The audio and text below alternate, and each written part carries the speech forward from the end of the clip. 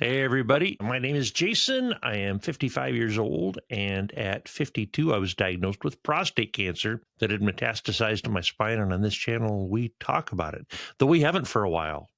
It's been a hot minute. My last episode, I just looked at my last episode, was just information for veterans and caregivers. It was just a short little video, and that was on October 11th. Today is December 7th. My last actual interview episode was September 26th, so it's been a while. I've been struggling a little bit with motivation, energy, some symptoms. I got a little burned out. I was doing a bunch of episodes. I was uploading a lot of content, and yeah, I got a little overwhelmed. I'm back. Yeah.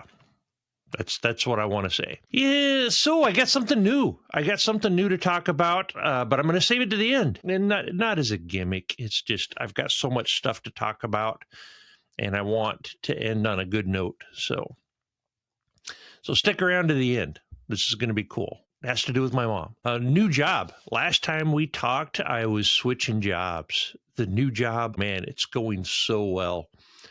We ended I was the supervisor of the licensed operator training at Energy Northwest. And I got out of commercial nuclear. I'm in academia now. And I took a job as an assistant professor and director of nuclear technology at Columbia Basin College. We ended my first quarter teaching as the director and assistant professor on December 4th. Grades are uploaded. I don't go back to work till January 5th. This is freaking cool. I like this. I'm just getting my next quarter courses ready, and it's a lot less stressful. I'm really, really enjoying this job. The people I work with are amazing. The environment, the culture, it's all so good.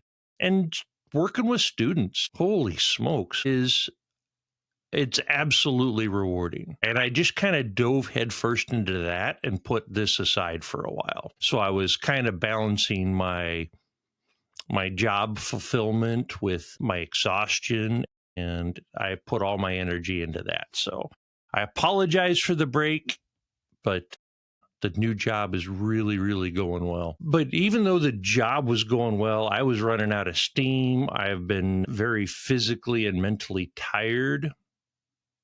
I think that sudden drop off in work stress just kind of allowed my body to sink into, okay, we can finally feel this. So I don't know how to say that. I haven't been exercising as much. I've been eating bad. It's just, yeah, I've devolved a little. I made a lot of good changes early on in the first first year of my diagnosis and my treatment, and fought back pretty hard and was doing some good things. And I've kind of just let that fall off a little bit. So I'm working to recommit. I'm working to reassess and say, hey, this is, is it okay to take a break? Maybe I needed it. Maybe I did more damage. I don't know. Speaking of damage, man, so way back when I talked about reducing my meds. I talked about lowering my daily Zytiga, the abiraterone, from 1,000 milligrams to 750 milligrams. And my medical oncologist said, no, it's not a good idea. And then I got a new medical oncologist. And then this new medical oncologist, she was like, oh, yeah, some men do that and do really well on that. So for October, I did. Starting in early October, I reduced my meds to 750 milligrams a day. I wish I hadn't. By about the third week of October, there was a burning spot, kind of a heavy ache burning spot on my 11th rib where I had a tumor that had resolved once I started treatment. We never had to radiate it. I'd started the ADT and, the Lupron and the ADT. and that pain in my rib resolved, and it was a small tumor. It hit back, it came back, and then I had a couple other symptoms. I was starting to have urinary symptoms. I feel dumb. I feel really dumb about doing that. So sometime in November, I reached out to my care team. I said, hey, I need a scan. And I haven't done the scan yet. I got sick. It's a whole thing. But I ended up going back up to 1,000 milligrams. And it took about 2 or 3 weeks. But then the pain resolved. My urinary symptoms resolved. So maybe it's in my head. I don't know. Or 1,000 milligrams really is the magic number. So weird. I wanted some relief from these symptoms. I just wanted to feel better for a little while. And unfortunately, this is an indication that intermittent therapy is probably not for me. If this abiraterone is the only thing that's suppressing a couple of tumors, then I can't stop it. So that's unfortunate, but that's where I'm at. So I have, even though the symptoms have resolved, I'm back on the 1,000 milligrams. I'm not feeling that bone pain anymore. Like I can press on it, and there's just a tiny little bit of soreness there, but there's not I've still have the referral for the PET scan. So I've got to decide, do I want to do a PET scan, or because, additive radiation from multiple scans, you can get away with a bunch in a short period of time initially. But if you keep doing them like every 6 months or every year, then you'll eventually experience some challenges. And I don't know. So I got to scan now or not? And I think I'm going to, but I think I'm going to do it in January. Yeah. Also, a bone density scan. I was scheduled for a bone density scan. So the NCCN guidelines, say if you are metastatic on hormone therapy, ADT, if you're doing any of these drugs that reduce bone mass, you should get a bone density scan every 2 years. So I'm due for one. And unfortunately, right before Thanksgiving, I got really sick. There's some virus or something going around. My voice is still affected, my lungs. I got into my lungs. I ended up in the ER as a whole thing, and sick for 2 weeks. Well, really 3 weeks, and forgot what I was saying. The bone density scan. And so I had to reschedule the bone density scan, and I just had to cancel it for now, and I'm going to get that later. So in January, I'll probably get a bone density scan and a PET scan. Yeah. Oh, diet and exercise have been horrible, like I said. Oh, in October, when I started experiencing those symptoms, I got really scared.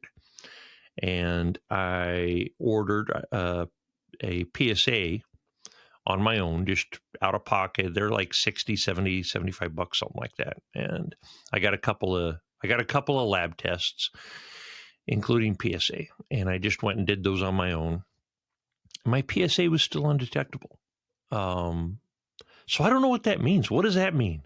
If I'm experiencing the symptoms but my PSA is still undetectable, but my PSA was always really low. Most people, 90-something% of the people, the men that experience this prostate cancer, your PSA will rise to decently significant numbers when cancer is present. Mine did not. Like my last PSA, after it had metastasized to my spine, that 11th rib, and I was experiencing urinary symptoms at that point, that during those months that it took to do all the diagnosis and all the scans and then pick a treatment plan and then start treatment, during that time, the last PSA I took was 10. That's the highest it ever got. And, it started at 4 in February, 4 point something in February of 2023. And my last test was in August, and it was 10. And that's as high as it got. So maybe maybe my PSA isn't a great indicator. I don't know. Um, I got back in August of 24. I went on a fishing trip, a fly fishing retreat with realrecovery.org.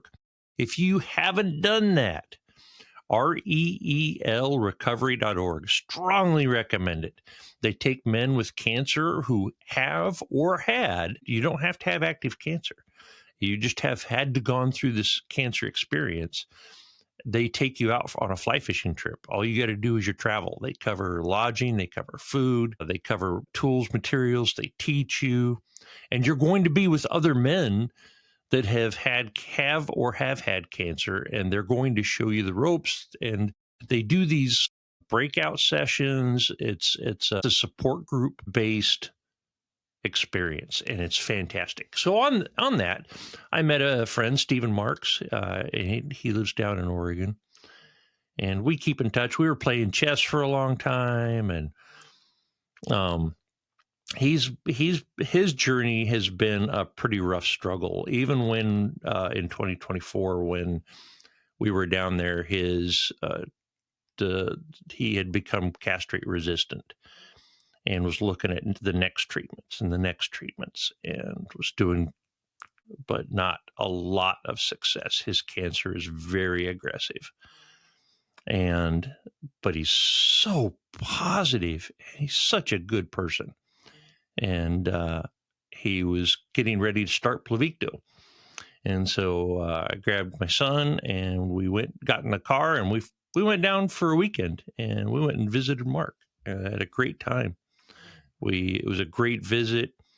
Got to see the Oregon coast. It was really good. And I enjoyed hanging out with Mark, and we talked about the cancer stuff a little bit. I was curious about the Provenge, about the symptoms, and then we've been staying in touch, of course, through text on his Pluvicto. So, in fact, I owe another text. I got to reach back out, but I'm gonna at some point I'm gonna put all that info together and share more about his experience. In fact, I hope to have him on the channel. So I think that'll be good. Yeah. What else has gone on? I've done some rocket launches. About the only thing I've had motivation for was doing some rocket launches and building some rockets. In fact, I'm working on one. Like, that's the motor tube here. I got to fillet all these fins, but that's the motor tube, and then this slides over. And this is going to be an 86-inch tall rocket. Yeah, it's going to have a camera on it. It's going to be awesome. But I uploaded a video of a rocket launch I did with a Sidewinder I built. And anyway, I'm babbling now. Let's keep on track here, right? Support groups.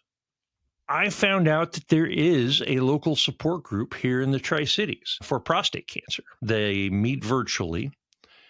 It's not a lot of people. It's not advertised very well. It's not run very well. It's not... it's kind of, there's a link somewhere on a flyer, and some people that have noted know where to find it. But I came across it, and I participated in one Zoom, and then we said, hey, let's take it back in person. The group wanted to get it back in person. So we met for lunch, and then we met for lunch again. And we're going to meet for lunch again in January. So there's a local support group. So I haven't been completely detached or disconnected from this. I've just kind of shifted from content, getting this information out, to doing this local support group. And now I'm hoping to bring these two things together. So we'll see how that goes. But I did appreciate having that face-to-face connection in talking about these things. It was very helpful. It was very, very, yeah. If you can get into a face-to-face in-person support group, please do. It's immensely, immensely useful. Yeah. fatigue. I've got some notes here. I was just brainstorming, like, and every other line is fatigue and tired and lack of motivation. Let's talk about, okay, let's talk about the thing I said we were going to talk about. My mom, the amazing person that she is, watches every video, and she loves all of you as much as I do. She loves the interaction. She gets in there and comments once in a while. And something in her, she was motivated to try and do something to help support this. So what does she do? Well, she quilts. Her quilts are absolutely artistic. Like, if she put these in quilt contests, she would win quilt contests. They are just gorgeous. In fact, the work, the accuracy, the level of detail, the colors, and you look at the designs she puts together, and she has this big board. Like, she has a wall in her house that's just a board where she can pin up all the little pieces and visualize the whole quilt and put all this together. She has started making what we're calling recovery quilts. So these are lap quilts, which means, they're not going to cover a bed. But if you're going through chemotherapy, if you're losing muscle mass, you tend to be colder sometimes, even with you have hot flashes. But when you're not having hot flash, you tend to be a little colder. And so she's making a dozen of these. I've got those first 2 already, and we're going to give them away. So here's what I need. I need some help with this. I've been, my mom and I have been talking about this for a couple months. She sent these. She's got more she's working on. She's going to send more in January, February. And the idea was 1 a month: January, February, March, April, May, et cetera. We're going to give one of these away.